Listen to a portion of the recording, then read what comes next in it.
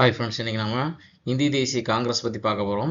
First இந்திய தேசிய காங்கிரஸை உருவாக்குனது யாருன்னா ஏஓ ஹியூம், அதாவது ஆலன் ஆக்டோவியஸ் ஹியூம் நம்ம சொல்லுவோம்.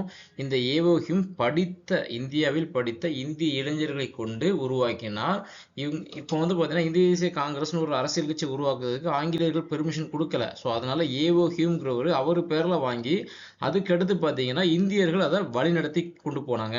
ஸோ அவ்வாறாக இந்திய தேசிய காங்கிரஸ் ஆலன் ஆக்டோவியஸ் ஹியூம் என்கிற ஆங்கிலேய ஓய்வு பெற்ற அதிகாரி, அதாவது இன்றைய ஐசிஎஸ், அன்றைய காலத்தில் ஐசிஎஸ்ன்னு சொல்லுவாங்க, இன்றைய ஐஏஎஸ்ன்னு சொல்லுவாங்க, சரிங்களா?